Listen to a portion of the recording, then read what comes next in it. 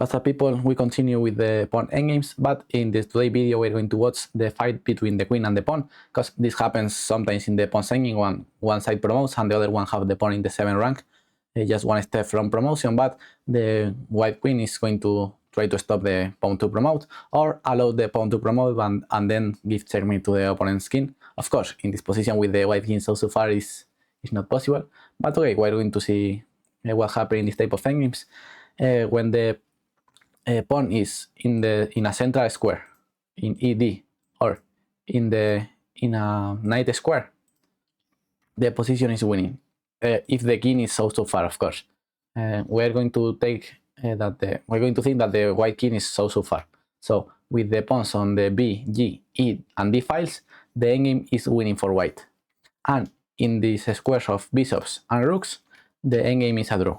For example, here the procedure for win with white is more or less easy. Just give checks, put the queen so close, and here we're going to force the black king, giving this check on c3, to be in front of the pawn. And once the black king is in front of the pawn, now we're going to game with our king. And then repeat the same maneuver, and again advance with our king, and we're going to repeat this all the time. For example, just put this example. So for example, something like this, and once that the king is close, now it's checkmate. So with the pawn in the central square, doesn't matter if we have the king so far, we're going to repeat this procedure of just giving chief checks and force the black king to be in front of the pawn, and then we're going to game with the king. So this is what happened with the central pawn. With the knight pawn happened the same. The knight pawns and the central pawns are winning for white. We can just start with checks, and when the king goes in front of the pawn, for example, something like that, queen b3, queen c3, and now the king should go in front of the pawn, and we can with our king. So with the b pawn and with the b and g pawn and the central pawn, and the position is winning. And okay, with the here we have another example with the pawn into the b file, because I said that the pawn into the b file is winning. But here with these two pawns here make that the position is a draw. For example, queen c2, king e1, and the difference is that here the white having the second a4. So with these two extra pawns, the position is a draw. Is a strange case of black making draw with the b pawn. So this endgame is draw anyway. So very interesting this endgame. Okay, now we're going to watch some cases of draws when the pawn is in the c file, or in the f file, sorry, in a bishop file, and the white king is so far, the position is a draw. For black, it's better to have the king on b2 than on d2. For black, it's better to have the king as close to the corner as possible. But okay, with the king on e8, the position is a draw anyway. The idea is that if we try to make the same with white as we are making previously, for example, queen here, sorry, queen here, king here, queen b3, in the other position we was that black should play king c1 to defend the pawn, and then the king can game. But here the difference is that black have this extra resource with the pawn into the c file of king a1, and if we capture the pawn, it's a stalemate and it's a draw. And if not, black is going to promote. So with the pawn into the c or f file, black have this extra resource to make the draw. Here is slightly different because the white king is so close to the pawn, and white can win this game. For example, looks like we should start with queen b4, giving this check. It's the most natural move, because if not, black is going to promote. Queen check, for example. Here, let's see, king here. No, queen c3. One second, I don't remember now this exactly. Okay, yeah, queen. Yeah, 1 second. Yeah, queen b4. Yeah. So, sorry, I forget the ending for a moment. This is a draw anyway, because the king here on d5 is so far. If this king was, for example, on e4, this could be a draw. For example, if this is sorry, the endgame is a draw, because here the king cannot come to give checkmate. example, queen b4, king a1, queen c3, king b1, and this king is still being so far. We need this king closer to the pawn. For example, in this case, that the black king comes here. Now the white king here, king a1 or king e2 are the two draws move. But if the black king comes here, finally the white king can come to attack. And for example, queen b3, king d2, queen e3, king d3, and here we can watch this type of checkmates. But with the king on e4 is a draw anyway. And okay, the rook pawn is a draw too. But if this king was on b8, because here we have this other type of stalemate with king a1, placing the king in front of the pawn. But here with the king so close on b5, I have enough time to win the endgame, playing king here and allowing black to promote. And here we have this maneuver of queen d3. For example, black have three moves. If king e1, queen b3 checkmate. If king b2, queen d2, king b1, and king b3, that's the idea. And if here, sorry, if king c1, now queen f1, king b2, queen e2, queen here, and we start to leave this checks to finally play king b3 and win with the, yes, because this queen have no checks, and then checkmate here or checkmate here is coming. But with the pawn in the rook file is a draw, but with the king close is winning. Okay, here we have a real, not a real game, but a study of Timan, who white is in problem because black is promoting these two pawns, and white should stop that and try to give the bishop for one of them and try to promote the c pawn. But this is going to be hard to do, of course. Here white should play c5, trying to stop the pawns here and trying to advance this pawn, of course. e4, and now important move, bishop d1. The idea of bishop d1 is put the black king in f3. Later we're going to see why. For example, if king c6, which is a natural move, e3, bishop c4, e2, we capture, and black have time to stop the pawn because the pawn is into the 6th rank only. With the pawn in the 6th rank, in normal cases, the queen is winning always. But here, white have this extra reserve with bishop c1, e3, bishop takes, king c6, and now the pawn is only into the 6th rank.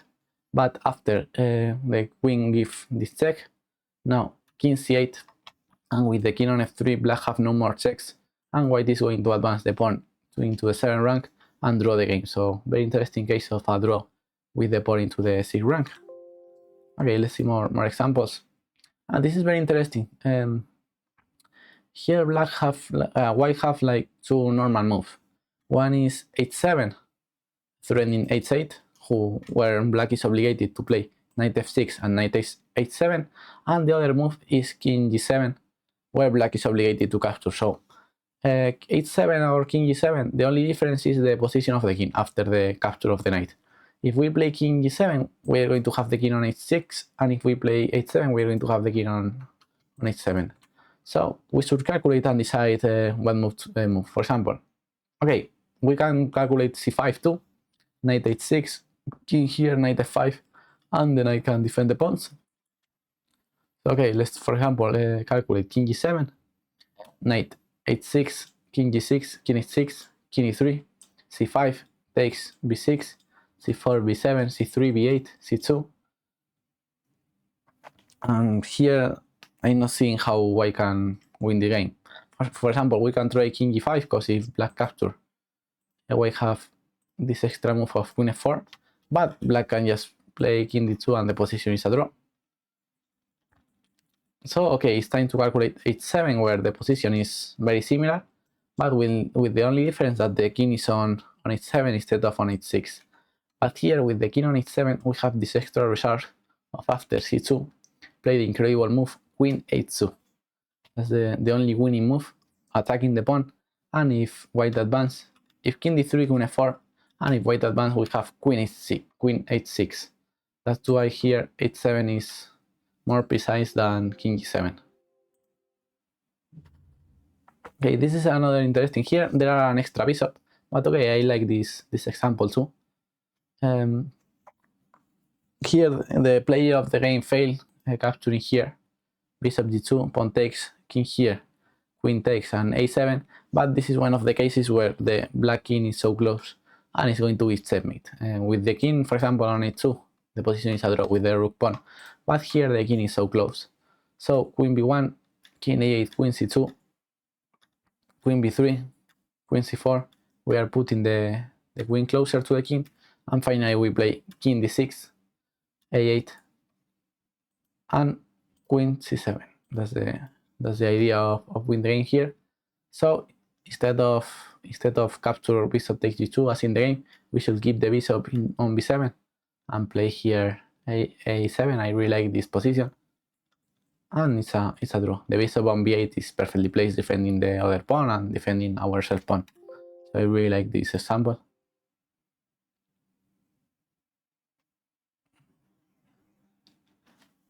Okay, I was thinking. Okay.